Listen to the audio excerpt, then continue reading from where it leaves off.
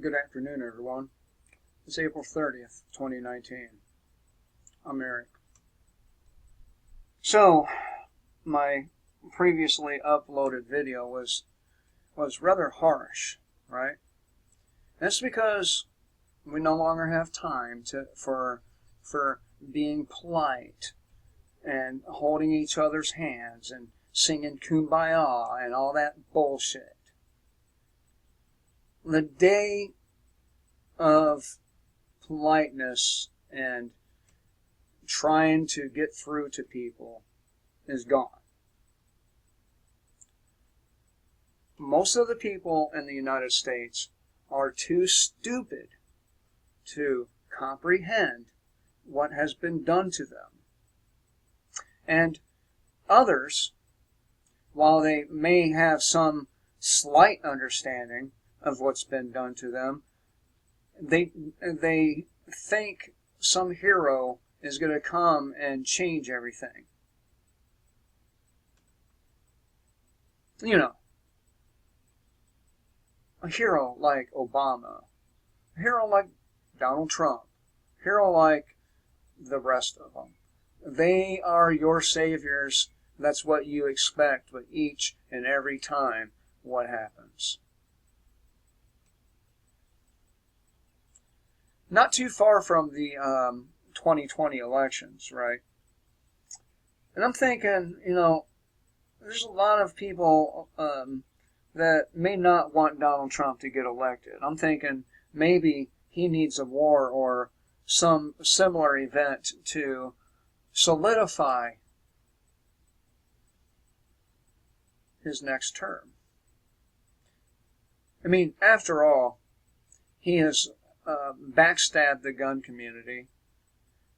After all, he is donating money to gun grabbers. But hey,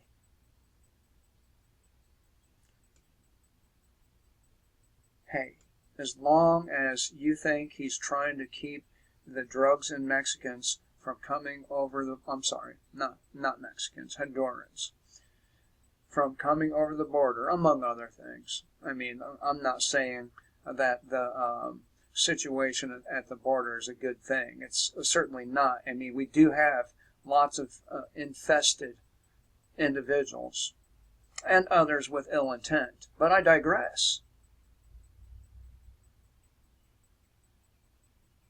As long as you think he's trying to stop the flow of fentanyl and cocaine and heroin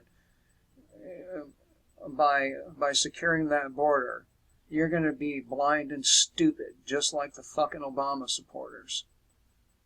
I'm going to explain something to you. There's this cat named Larry Grathwohl. I think I said that right. And back in the 80s, he uncovered how the government ships the drugs in. Okay, you're right. Some cartels do smuggle over the border. Some of them use submarines. But the vast majority of these drugs, they come in, and I'm an expert on drugs. They come in these small municipal airports and military bases. They come in inside the bodies of dead soldiers. You want that shit to stop? You really want it to stop? Destroy the government. It's that simple. Yeah, there'll still be drug use, but not as widespread as it is now. And the people who tend to go a little overboard would not last long. All your worries would be gone in one fell swoop. But no, you need your savior, you little children, you little fucking immature baby children. You need your savior to save you, right? This is why you are so unhappy. Because you need to be saved. Here I am at Zero Hedge, authored by Max Slavel from SHTF Plan. And he makes a few good points in this. So we're going to get into it and see if maybe some answers lie within this article.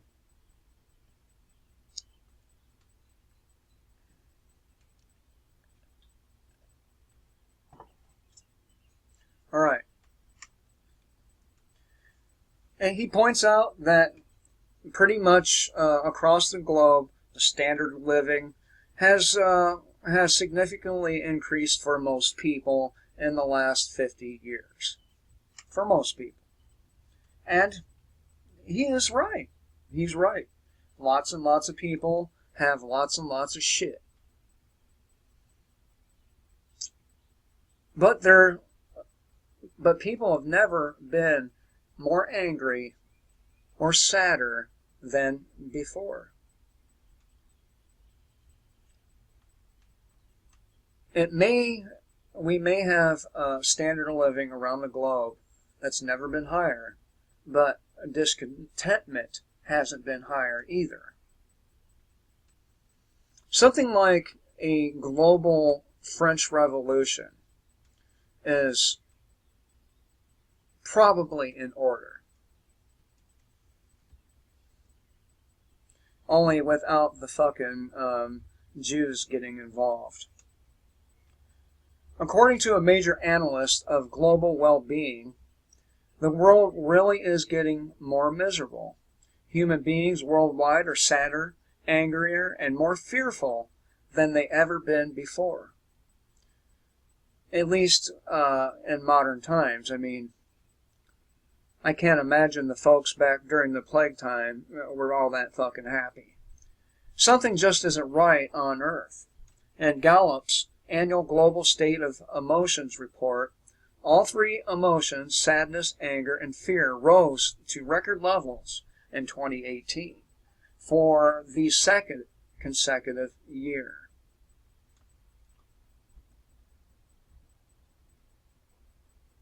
Chad took the undesirable honor of being the world's most negative country.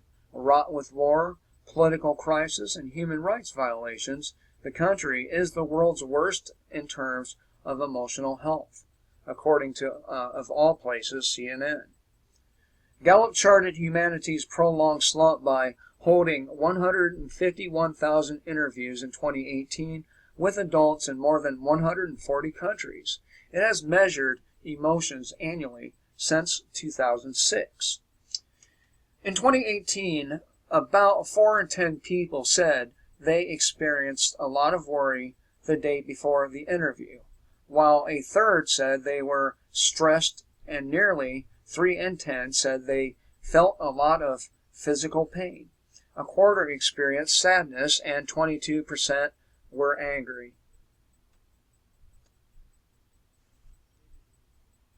Now, 3 in 10 said they felt a lot of physical pain. Do you know why that is? It's because our government has cracked down on fucking doctors prescribing good painkillers. So now those people, along with the rest of humanity, get to wallow in their misery as well.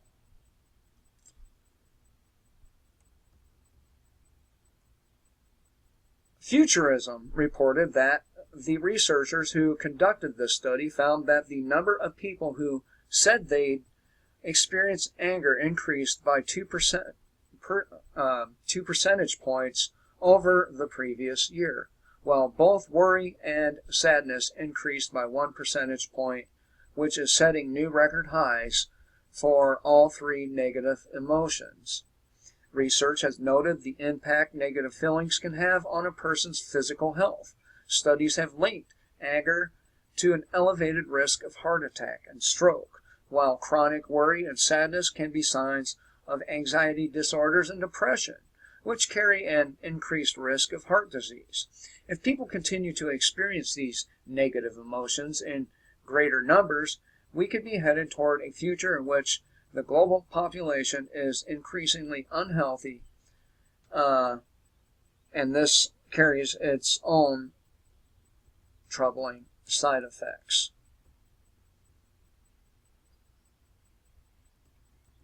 And the problem is this. You put your faith into human beings. You put your faith into people like Donald Trump.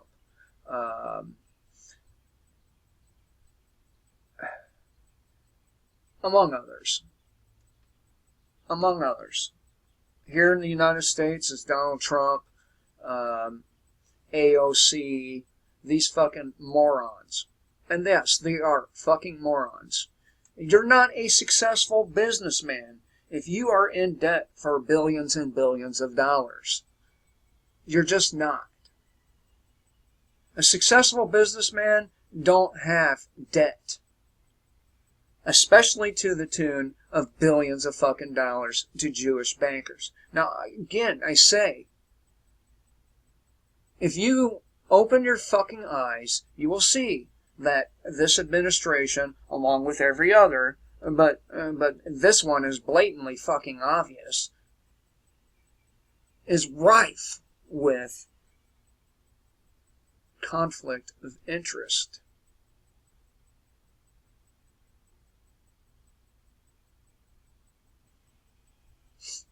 Rife with it. But, wait for your Savior.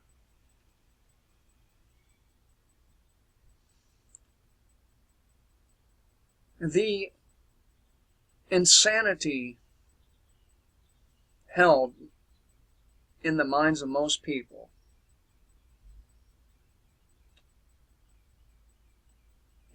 it's very blinding.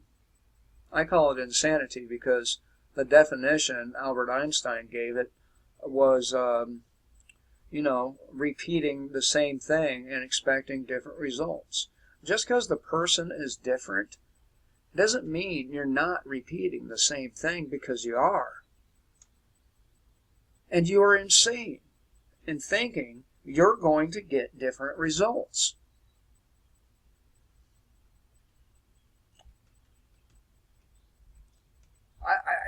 What is it? What is it, people? Tell me. Are you that fucking scared? Are you that afraid to die? Really? You really that scared to lose your shit and die? Really? And if that's the case, then you're pussies. Look, the saying is this. In order of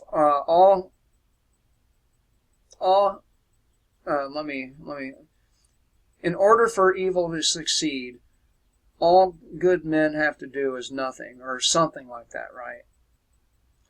But I hold a different opinion.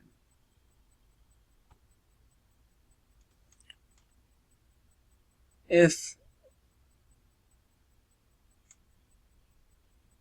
evil is succeeding, which it is,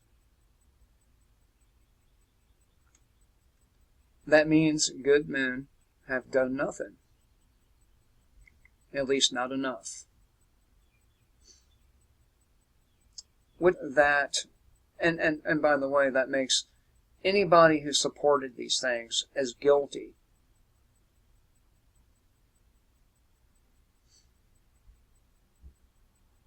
You're just as guilty of these things as the people you elect.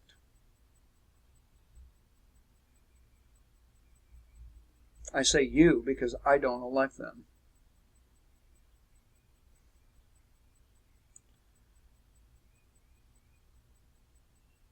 So, really, evil has succeeded because there are no good men.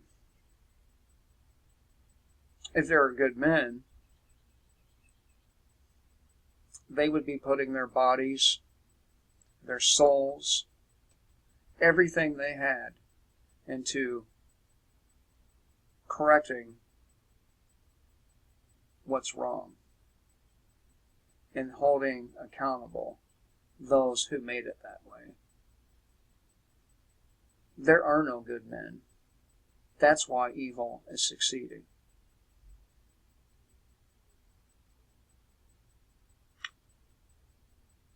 The ones who speak out like me, we're trying to be good, but it's not enough. It's not. It's not enough. Speaking out in itself is not enough. Nirvana, Plateau, he has a line in there. Kurt Cobain did. I suppose the line is still there, but it said something like, "Who needs action when you have words?" Words are only good for a motivation. They're only good for getting facts out. And beyond that, they're not. They're non-effective when it comes to change. You can go up before Congress, you can go before the president, no matter who it is, and make a beautiful, heartfelt speech, and they may clap, but at the end of the day, nobody is going to do anything. Just more of the same. More pollution, more police misconduct, more government corruption, more murder, more rape, more child trafficking. And my problem with you people is you would have the nerve to fucking judge me while you have your priests in your churches fondling your children, but you don't bat an eye about that. Just keep going to the fucking church, the house of Satan that you now reside in.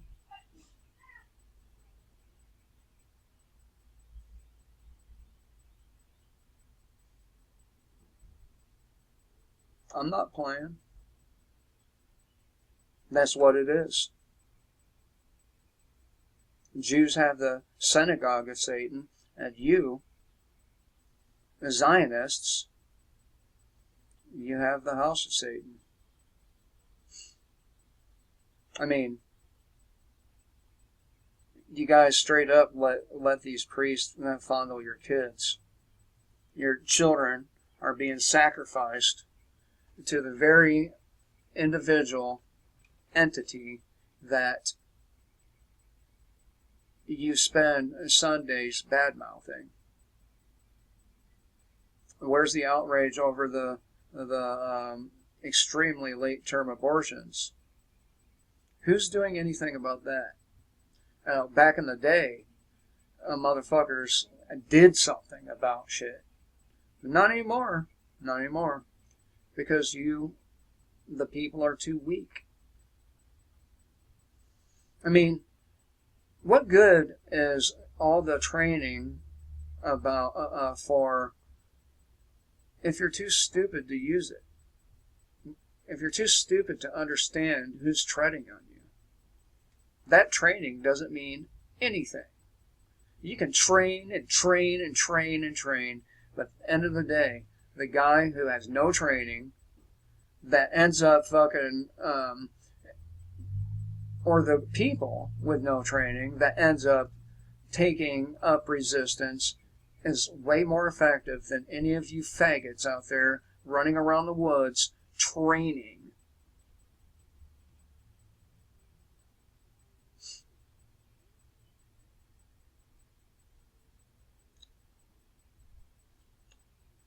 I mean, it's a beautiful dream, though, right? That somebody's going to swoop in and save you. It's a beautiful dream. But dreams are for those who are asleep. Reality is that waiting for somebody to save you will end up being the thing that kills you. Till next time, kill the Satan, live free.